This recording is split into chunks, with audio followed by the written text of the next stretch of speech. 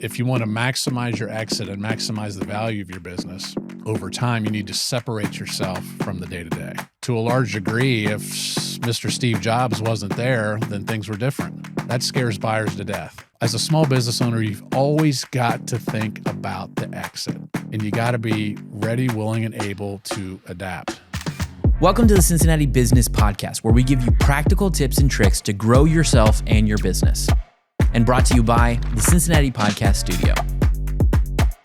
I see kind of two ways that businesses kind of end almost, like, especially when it comes to like founders, where you deal with the idea of like either just the owner was the business and then the business just kind of disappears, or they look into somebody like you and they say, how could I sell this business down the road? And I think it's interesting how you guys have built this incredible business around this idea of how do we help people sell businesses well. So I'm really glad you're here. Thank you so much for taking the time to have the conversation with us. Absolutely. Yeah. Great to be here. So I've got so many questions because I've thought about like when I'm trying to deal with the idea of like, what is the future of Cincinnati Podcast Studio? And then what does the end even look like of Cincinnati Podcast Studio? At least for myself. So I've been so curious over this time of like, how do you think about selling a business? How do people even go about selling a business? Like that feels like it's complicated. You and I were talking off camera that you can buy a house and that's a big deal, but this is like a whole nother level of craziness to try and buy a business. So what do you first kind of run into when somebody starts facing that idea of selling a business? For a lot of folks, they don't even realize they can. They just think that at some point they're just going to close it up and I'll be done. So for us, a lot of it's just education around, yes, you could sell your business. Yes, all the work you've put into that business over the last several years, perhaps several decades, is worth something. And you should think about potentially exiting with a sale versus exiting with just a closure, to your point. Yeah. Our job at Transworld Business Advisors here in Cincinnati, Northern Kentucky, is to never allow any small business to ever close down without some sort of transaction. Yeah.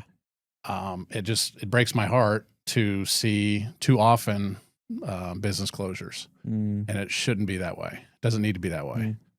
When you grow a business, you're growing value. And for our business owners that are thinking about exiting, either in the near future or down the road, you're smart to contemplate what that exit can and should look like.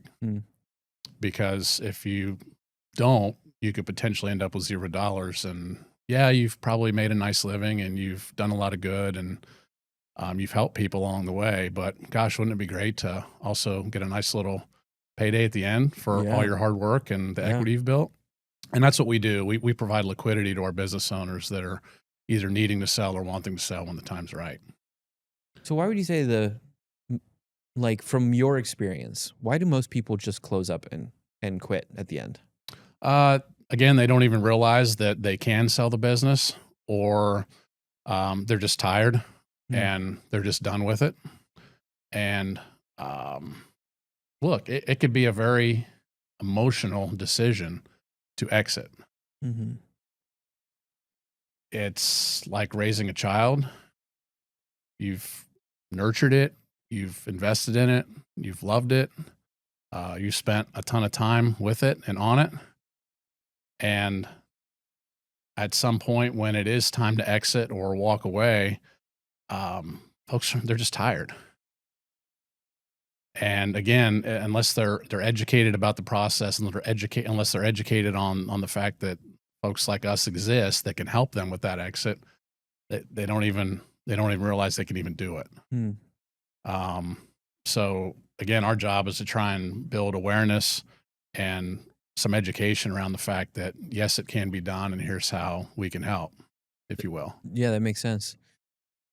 So obviously it's a big education thing to try to understand that you can sell a business. And I think people do tend to undervalue things quite a bit when it comes to just what was sweat equity at some point in their business. But But when you look at like people who have recognized, hey, yes, I can sell this business. I want to do this. What are the big thing we want to talk about today are the 3 biggest mistakes that you see people make when they're trying to sell a business. So I'm kind of curious, when we were talking about this beforehand, what did you come up with number 1? What was the first issue that people run into? Yeah, well, the first issue I wanted to bring up around that question was just taking your foot off the gas as a business owner and waiting too long. Okay. Unfortunately, over the last several years, I've met too many business owners that had a really good, strong, valuable business, but perhaps they don't anymore because they've grown tired. Maybe they've lost a few key people and they haven't been able to rehire. They've lost a couple big clients over the last couple of years for, whatever reason. And their business just isn't today what it used to be. And as a business owner, it's hard to know when is the best time to exit. And I can't sit here and give you and our listeners the magic answer. Everybody wants that. I can't do it. There isn't one. We can talk through that a little bit so our business owners can maybe think through for themselves where they're at in life and in business. And well, yeah, how do you go about evaluating that? Yeah, well, it's an individual and it's a very personal decision. Going back to kind of the original point, if things are going really well in your business, revenue growth, healthy profit, solid associate core, good recurring revenue and good clients, good relationships that way, a brand, and in the back of your mind, you're like, wow, as a business owner, you're like, wow, I'm getting a little tired, or maybe I'm getting a little bored, or maybe I'm getting a little restless, or maybe how much longer can I do this? That might be a good time to at least start the process and start the conversation with someone like us. Yeah. Because as I mentioned earlier, too many business owners I've met over the last several years, they come to me 5 to 10 years after that first initial thought. And by then it's almost too late because they've let their business erode. Some folks are in their 50s and 60s and they start to get tired and they start prioritizing other things and taking their eye off the proverbial ball, if you will. And revenue starts to decline, lose a couple clients, lose a key employee. And at any point, any one of those things start to happen, the value of your business erodes. And again, too often these folks come to me and they're ready to sell. Maybe they have to sell for whatever reason. And they want to tell me about how big they were 5 to 10 years ago. And that's awesome. But a buyer in today's environment, that's great, but it just doesn't matter. What have you done over the last 3 to 4 years? What are you projected to do this year? A buyer vets a business based on the past, and I mean the recent past, 3 to 5 years at the most. But they buy a business based on the future and the projections, right? So they pressure test, they litmus test the business based on recent past. They buy a business based on how they see the future under their leadership. And how rosy does that look? Well, if you're evaluating a business that's been in decline for the last 3 to 5 to maybe 10 years, your valuation is going to be significantly hit. So as a business owner, don't wait until your business is declining, until you're just at the point where you literally can't do it anymore. Always evaluate your exit. Always evaluate how you feel. Are you having fun? Do you have the passion and the energy? And if you start questioning if you do, then that's probably a pretty good sign that you might want to start considering a plan to exit. Because if you wait too long, you're going to hurt the value of your business. And sometimes to the point where the valuation goes to zero. Yeah. And I've seen it. We've seen it too. Josh and I had a friend in the studio the other day where that happened to his business. And It's hard because when it was a big team of people and then it just kind of disappeared in the period of like 6 months, it was really hard to watch. It can happen quickly. It can happen quickly. Yeah. So, yes. What would you say then is the general, if you were to describe the emotional state of the people who come to you seeking to sell their business, what are they in normally in that space? So, most of the time, unfortunately, they come to us when they have to sell. Too often, life happened. Yeah. And look, we love our small business owners. They're the salt of the earth. They're the fabric of this country. They're the engine that makes this country run. Mm-hmm. As a small business owner, and this is good and bad. I'm a small business owner. You guys are small business owners. You get it. Your personal life is intertwined with your professional life. Mm-hmm. And that, on a lot of fronts, that's great, Mm-hmm. right? But when life happens, and I mean illness, injury, divorce, partner disagreement, you name it, that's going to affect your business because there's, as we just discussed, typically a symbiotic relationship between business and personal when you run your own business. Mm-hmm. And any one of those things if and when any one of those things happens, it's going to affect your business, most likely in a negative way. Mm-hmm. And when one of those major life events happens to our business owners, they come to us because they have to sell. Mm-hmm. And that's really sad and unfortunate. Doesn't mean they don't have something of value, but something's going on in their life that's pulled them away from the business or that has negatively affected where they were yesterday versus where they are today. Yeah. Now, there are other business owners that have had a plan, have seen that plan through, and it's time. You know, they know themselves. They had a plan 5, 10, 20, 30 years ago, and they've seen it through. That stroke of bad luck hasn't hit, thank goodness, and they're ready to exit because they're ready to retire. They're ready to open up another business. They're ready to buy another business. They and their spouse are ready to relocate. That's their plan. They've stuck to it, and here we are. Yeah. But, to answer your question, too often that's not the case. So do you find yourself more often being a mortician than a cheerleader when people come in? Like, is there sometimes the times that you have to just say, I'm sorry, your business isn't worth anything anymore? It typically doesn't get to the mortician stage. In other words, there's still some life there. Yeah. But unfortunately, to your point, I'm the doctor that may come in with some bad news. Yeah. Right. We're always open and honest with our business owners. We always ask, hey, what do you think your business is worth? What would you like to exit at? Mm-hmm. And then we give them some honest feedback, right, wrong, or indifferent, as far as whether it matches up with their idea of where they're at or not. Where do you find that valuation usually stand? Way over or way under? Typically way over. Yeah. Yeah. Or typically over to some degree. Okay. And look, no one's going to love their business like that business owner, just like no one's going to love my kids more than me. Mm-hmm. Right. Yeah. To the conversation we had earlier around, how much hard work and effort and love you put into something like that.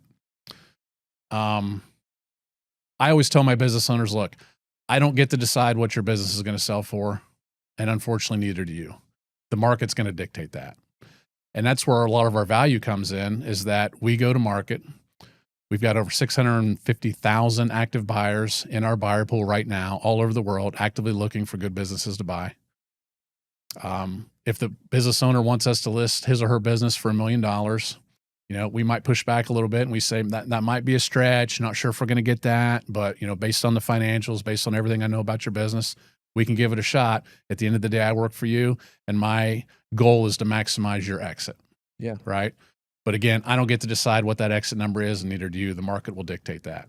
So by going to market with the widest net out of any business broker in the world, we're able to very quickly gain market feedback and help us and our business owners with some of that valuation help, if you will. Well, then, based on that feedback. That was one of the questions I wanted to ask you. How do you guys value a company?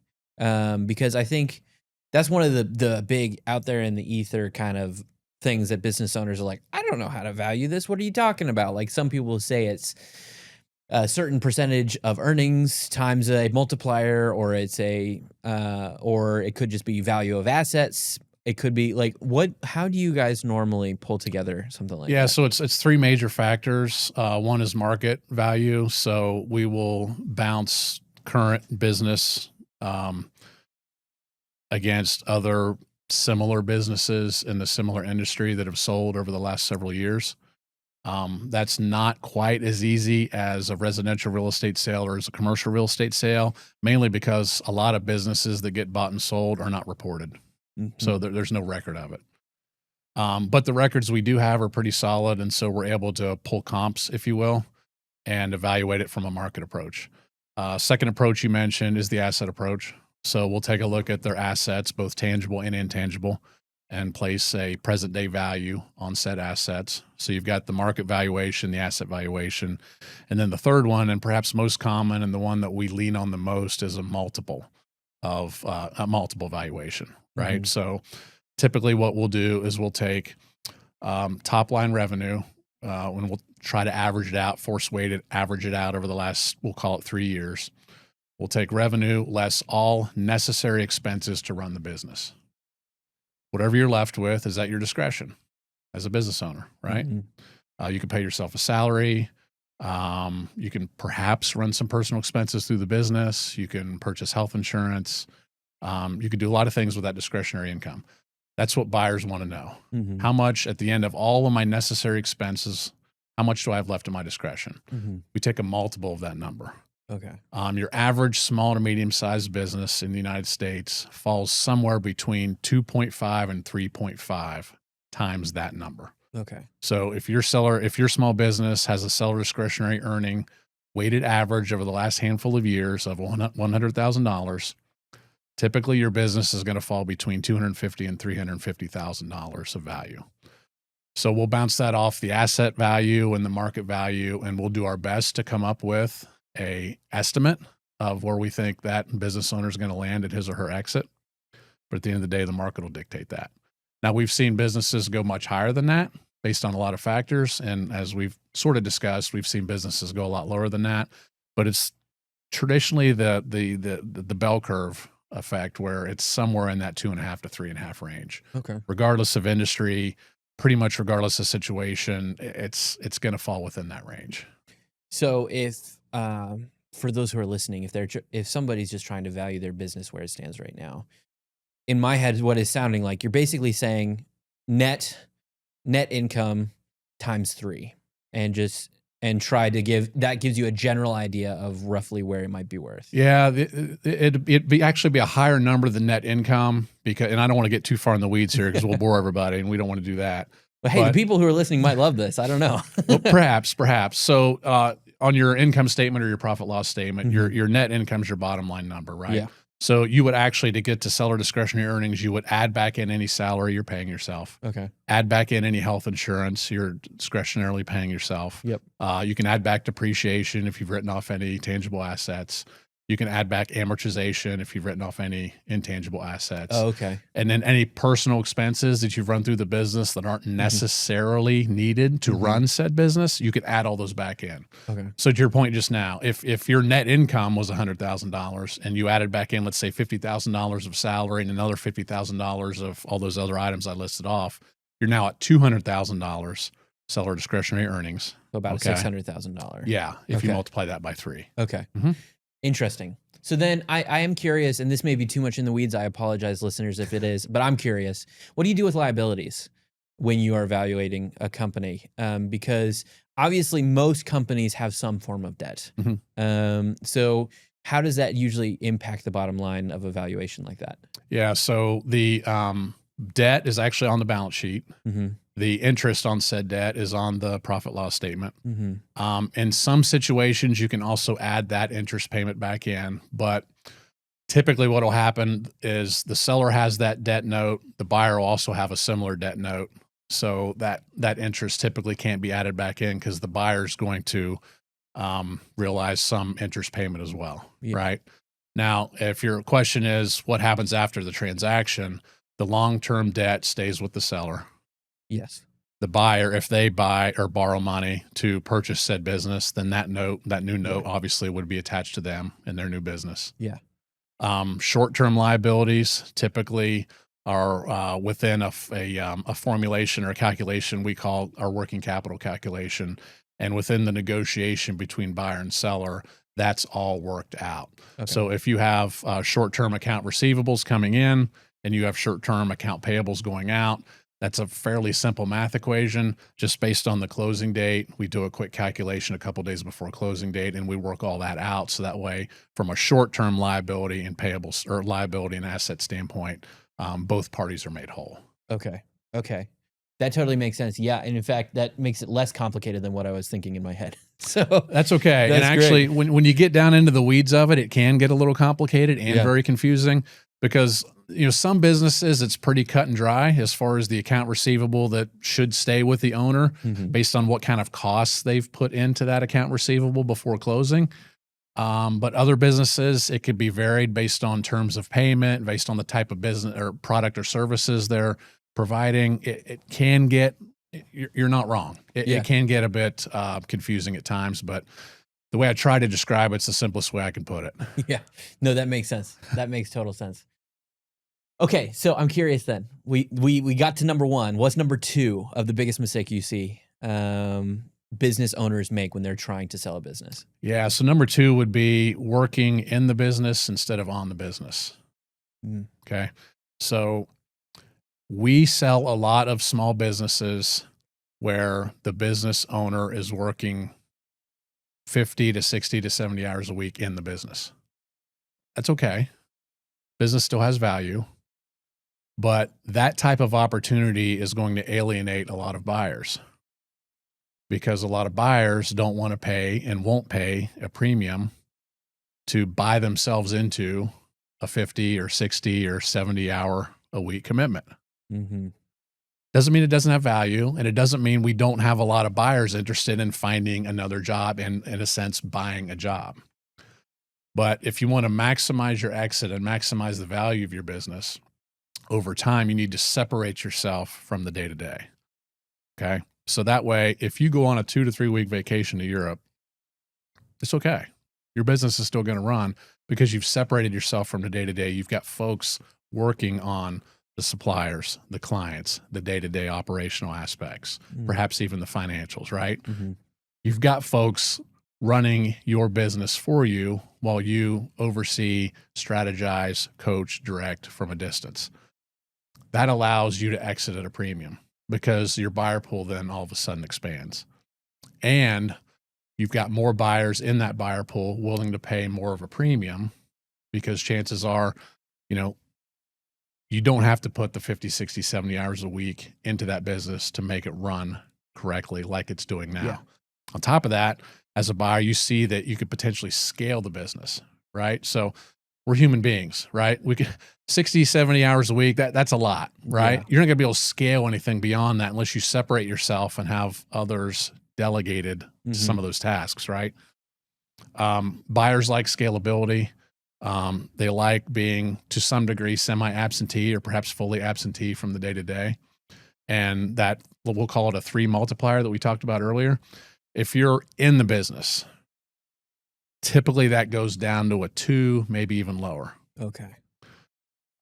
If you're totally separated from the business, that can get up into the 4 to 5 range because of everything I just described, right? There's more value there for the buyer. Do you feel like that's a hard and fast rule across all industries, or are some industries a little bit more like, I'm thinking of like the local plumber who has a big book of business that he's constantly working on, and then another plumber comes in and just buys him out. Do you still find that this plumber who has been working in his plumbing business for the last 30 years, like, do you find that still is a drawback to these sort of people who are making acquisitions like that? Or is it always an issue, or is it maybe only in certain industries an issue that the current founder is working so much in the business? I would say in most. Okay. I would say in most. So the plumber example you just mentioned, there can be exceptions. That might be one of them. But the larger, we'll call them plumber conglomeration, if you will, that's swallowing up the little guy, pretty much what they're buying is the client list, right? And maybe the reputation and maybe a couple of other things, but they're just going to gobble up that market share or that client list, if you will, and then absorb that into the larger conglomerate, which has economies of scale and operational efficiencies and, admin support and the technology and everything to support really scaling that business up and making that more efficient within the larger company. I could see maybe a higher multiple there, but typically that's not the case. Yeah. And even so, if that kind of 1 or 2 man crew that you just described in the plumbing industry, even if he or she separated themselves from the day-to-day, then all of a sudden maybe that client list expands. Maybe they've got some ideas and some efficiencies that the other larger company could absorb and maybe incorporate into the larger organization. So even if that were the case, small example, but one where versus the 1 to 2 person shop doing all the work, separate themselves even just a little bit, that multiple could actually increase quite a bit because the value is down there for even the larger corporation to absorb because there's inherently more value there. So they're willing to pay a premium for something like that versus something that's just a 1 to 2 man shop. Well, that is one of the hardest things to do when starting a business is move from the point that you're doing all the work to employing and teaching other people to do it. So that makes sense why people would want to pay more for that. And it's really hard. You made a good point there. It's really hard because when you start a business from scratch, it's literally you, right? You know how to do it. You know everybody, you know everything, and you know how to do it right. It's hard for folks to let go of that. It really is. I mean, to a large degree, it's who they are. And perhaps not everyone that they delegate to, that they coach, that they teach, that they supervise is going to do it exactly like they would. Yeah. And for a lot of folks, and hey, look, we're human, right? It's not necessarily a criticism or a fault, but it's a reality that it's hard for a lot of folks to let go. And so that's why, point number 2 is if you could do anything at all between now and whenever you plan to exit, try to separate yourself from some of that. Try to delegate a little bit more because not only is your work life or quality of work life going to perhaps improve, but you're going to be able to take on more clients, generate more business, handle more business, and perhaps not only create value for yourself, but create a better work life for you in the present. Absolutely. Yeah. Well, so then I think about the most famous example that kind of exists right now of like founder-led companies is Apple. Like Steve Jobs, obviously, he was the man who kind of pushed the building of Apple to be what it kind of is today. He's kicked out. They say no more. And then the business starts to die. And then they bring him back and all of a sudden Apple has a new vision and it moves forward again. And then Steve Jobs dies and Apple has been a bit aimless over the years. A lot of people have criticized it that way. I think one of the things that I think about when purchasing a business or what I've seen happen with businesses when they get sold is they hit this point of like there was some magic to the founder. And when the person buys it, the company falls apart. What do you do on your end to try and help that not happen? And why do you think that happens?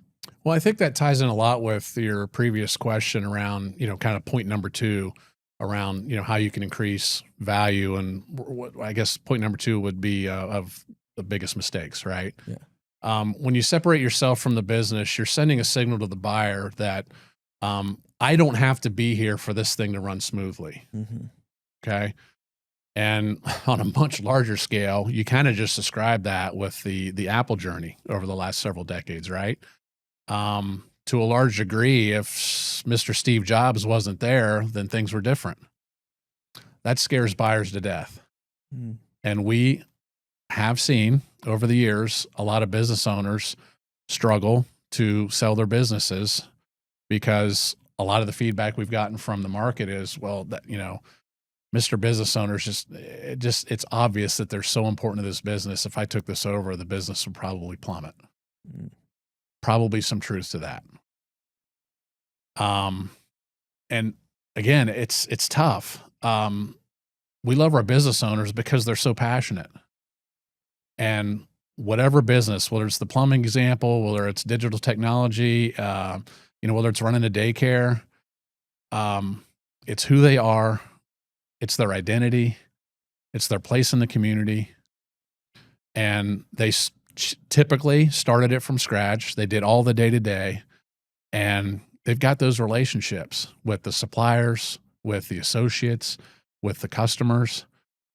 And again, back to our points earlier, that's why it's so important over time to separate yourself from that, because if and when a buyer sniffs out those close, intimate relationships that at some point they need to picture themselves in and they need to replace, wow. I mean, that scares buyers off, which hurts valuation.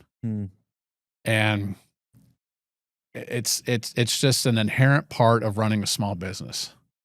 And that's why, to our conversations earlier, it's so tough to separate yourself sometimes, and why, if you don't, it can hurt your valuation, because it's not as valuable in the open market if your business, to a large degree, we'll call it 80% or more, relies on you.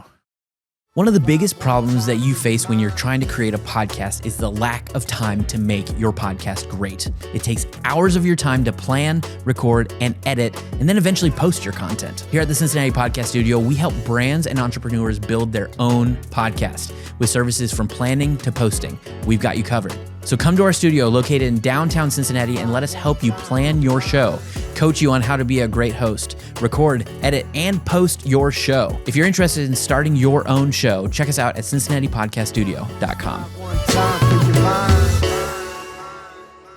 So if someone is in that seat right now where they're trying to figure out how to distance themselves, because I think in a way, like every business goes through this pain, but there's not a really good roadmap on how to do it.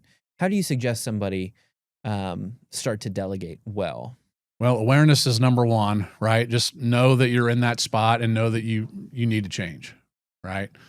And then number two, create a close inner circle of mentors and or confidants and or professionals that can help you through some of that. Because awareness is the first step, but to your point, how to do it, chances are most of our business owners aren't going to have the necessary skill sets it takes to efficiently separate themselves. So talk to your spouse or your significant other.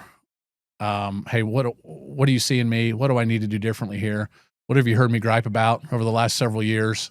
And what are your thoughts there, right? It's got to be somebody you trust. So get some real world feedback and absorb that, digest that for a little bit. Because I think it's important that we know who we are.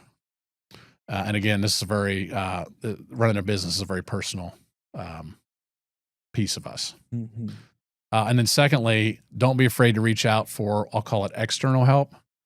And that could be in the form of a business coach or someone that can, at a 30,000 foot view and someone that has no bias, take a really hard look at your operation and you personally and professionally and tell you, as long as you're open to it, what you need to do differently. And then they can walk you through those processes and those steps to help you decide perhaps where you need to hire, where you need to delegate, what you need to get off of your plate so you could separate yourself, so to speak. And that's not something we do. We stay in our lane. We're happy to talk to any business owner that's contemplating exiting in the next handful of years. But if they're not ready today or in the near future to go to market, that's okay. We can help them evaluate perhaps what they can do to improve and to work on things to increase valuation. And then we'll sort of, hate to put it this way, but sort of delegate or pass them off to a subject matter expert that can certainly help them a lot more than we can. And whether that's a business coach or, a financial advisor or an accountant or a bookkeeper, just anybody within those professional skill sets to take some burdens off of their day-to-day. That's what we like to do. And then, whether it's 6 months down the road or 6 years down the road, when they're ready, we're here for them. I love that. I think that's fantastic. And I think everyone here needs to make sure that if you did not listen well during that section, rewind, listen again, because I think that's super valuable to think about. Like our first episode that we did on this show was with Jim D. Bolton. He's a local business coach, and his sales pitch, I love it. Anytime he's like in a meeting, networking meeting, and he's asking for someone to meet, he says, "Who's a business owner that you know who's either missing their kids' events or sends emails at like 10 p.m. at night? I want to have a conversation with them." And because he knows that strikes a chord. The goal is to not work on the business, like in the business as much, but to work on it so that you have margin and you actually have a life outside of your business. That's right. Instead of the business being your life. I think that's super valuable. So thank you. That was gold there, if nothing else, from the whole conversation. Yeah. Again, it's a double win, right? Because you're going to improve the quality of your life short to medium term. But then long term, what you're going to do is you're going to improve the overall value of your business, so then when it is time to exit, you got something to retire on. Over 80% of small business owners don't have traditional retirement. They've got some equity in their house. They've certainly got some assets. They've hopefully done well for themselves and provided a great quality of life for themselves and their family. But how many business owners that have a pension? How many business owners that have a 401k? How many business owners? Luckily, that number is growing. Yeah, thankfully. Oh my gosh. It's not where it needs to be yet, right? Yeah. And so we take this process very seriously because, again, 8 times out of 10, perhaps even more than that, whatever we're able to go to market with and find them from an exit standpoint is what they're going to live off of if they're retiring for the rest of their life. That's pretty gosh darn big deal. And we take it very seriously. So to your point just now, for the business owners listening and thinking about their potential exit, start that process now, because the work you put in between now and whenever that date is going to pay back. Mm-hmm. And guess what? You're going to have a more perhaps lucrative retirement than you would have otherwise. And it can be a write-off. If you're putting into a 401k or something like that, there are things you can do to write that stuff off. Business expenses. There are a lot of tax advantages to being a small business owner. There sure is. Okay, man, we've been booking through this. What's number 3? Yeah, so we've touched on it a little bit, and I wanted to make this number 3, not in order of priority, but just because I knew we were kind of most likely going to sprinkle some of this in during our previous conversation. But I'll just say it this way. Most of our business owners have a plan. Some don't, unfortunately, from an exit standpoint, which we kind of touched on. I'd say most do have a plan. Well, I think I'll probably work or do this till I'm 60 or 65 or 70 or whatever. But pretty much all of those folks don't have a plan B or haven't thought about plan B. So the folks that don't have a plan, we'll set those aside. That's not great. We've talked about that a little bit. Let's say the rest of them that do have a plan. Yeah, this is what's going to happen. My son's going to take over the business. My daughter's going to take over the business. They'll probably be ready. We'll send them to college. They'll be in school for another 4 years or whatever, and then I'll be ready. And then Johnny or Susie, they'll come in and they'll help me run this. They'll take over. That's the plan. Or my brother's always said he wants to buy this business. That'll be the plan. He's told me he's ready in 2025. So then we'll start having serious conversations, and that's plan A. That's exit plan A. Or, I don't, have anybody that wants to take over the business, don't have any kids that are interested, don't have a brother, don't have any employees that are interested. That's okay. I'll work till I'm 70. It'll be good. That's plan A. And then, I'll contact JT and he and his team will help me sell my business. Okay. You wake up one day, you're at the dinner table with your kids, and Johnny and Susie say, I don't think I want to do this. You finally have the serious conversation with your brother, and he says, you know what, I just can't afford it, or, I don't want to do this. I know I've told you this, but I'm not interested anymore. Or you have that plan to work till 70, and then you're going to sell, and then unfortunately as we've discussed a little bit, unfortunate health event. It throws a lot of people for a loop. So we just had a really good conversation about making a plan, perhaps, separating yourself from the business, hiring a third party, whether it's a business coach or whatever, or a confidant to help you evaluate things. Having plan A is borderline required. It's a necessity. But that's assuming everything goes to plan. And you can call it fortunately or unfortunately. Again, I maybe fortunately because we're human beings and that's just life. And what a great life it is, But we'll go unfortunately to say, sometimes life happens. And a lot of business owners are just so derailed when plan A doesn't materialize. And so they had a plan and now all of a sudden, well, I'm not ready. Johnny was going to take over this business. Now what do I do? And they've put their head on that pillow for, 10, 20, 30 years with plan A in mind.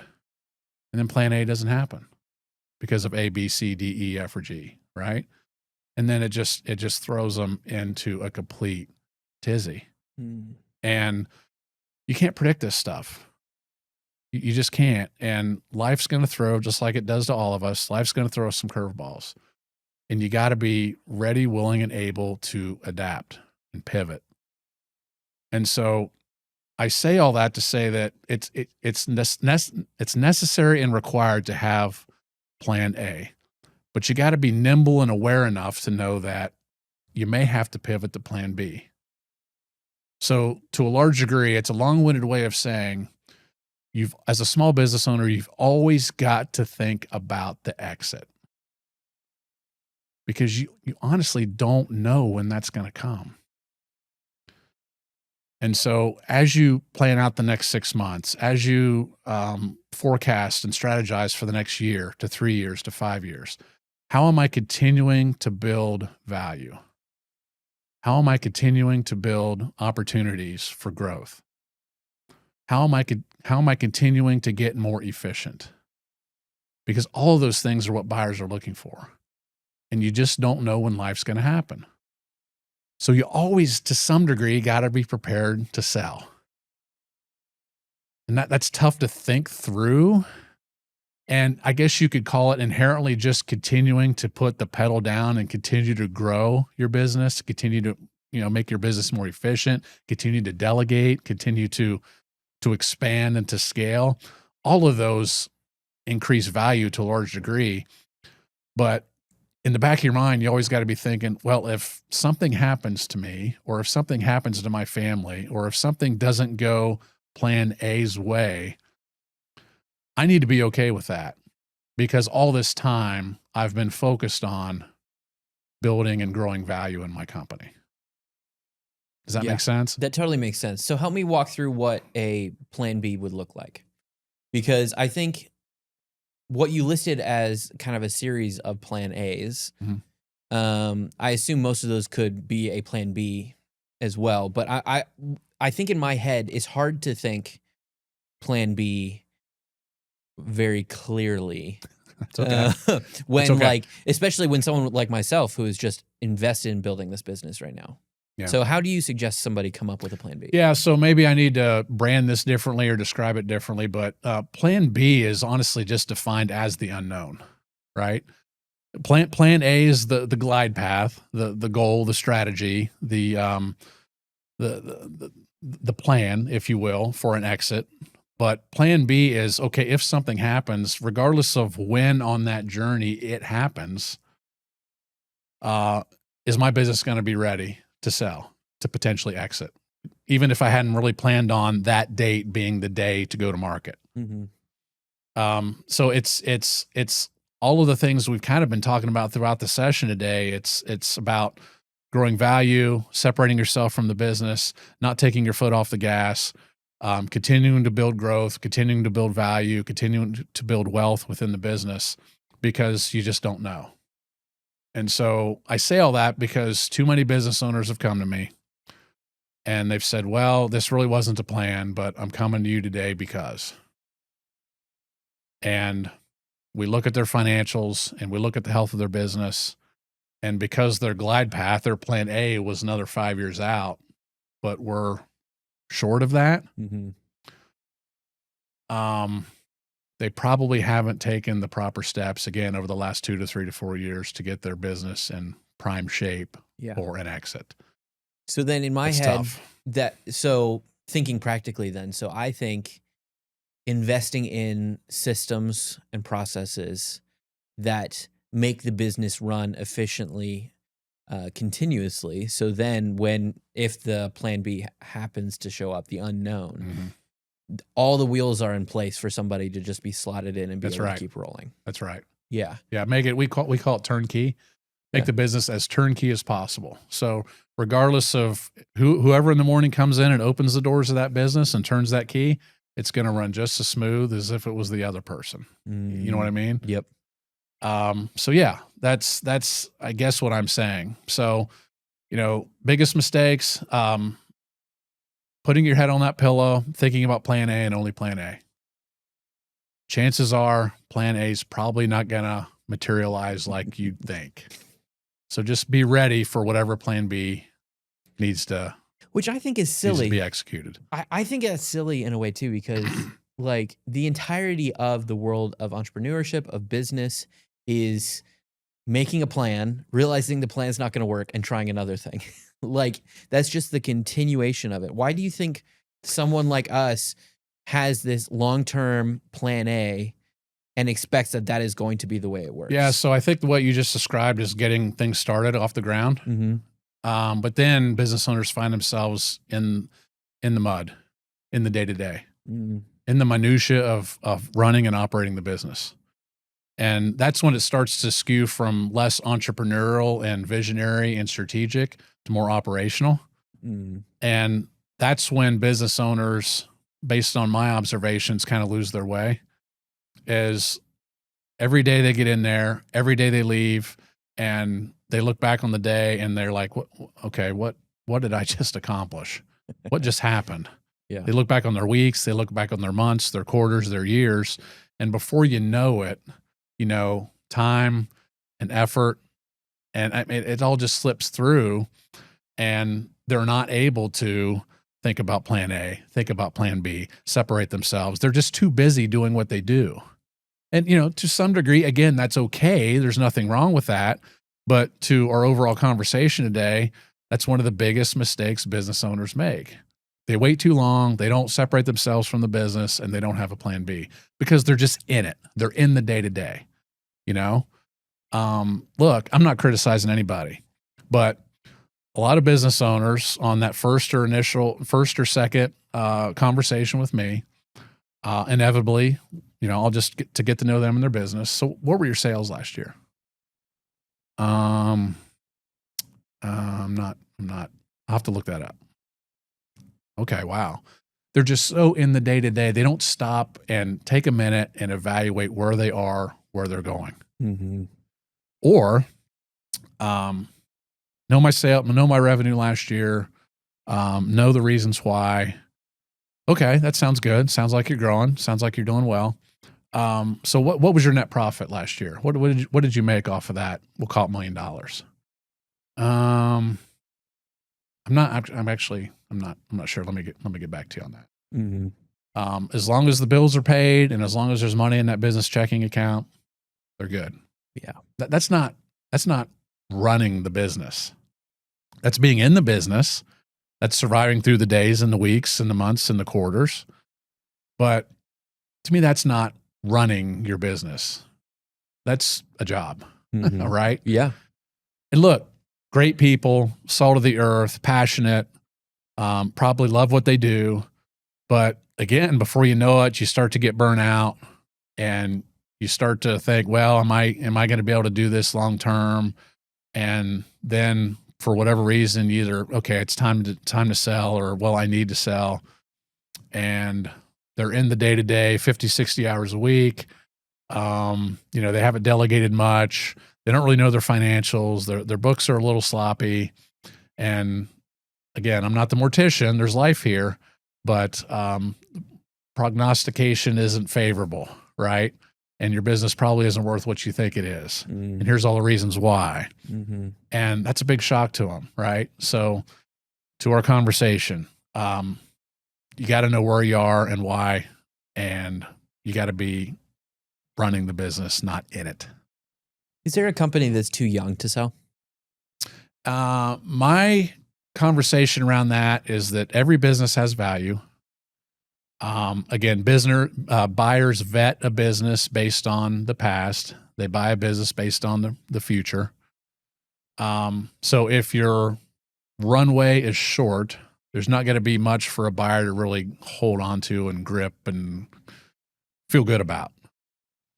On top of that, just fundamentally, most of our buyers typically borrow money to buy a business, either through a bank, most likely via SBA, Small Business Administration loan, or through a seller's note that the seller funds.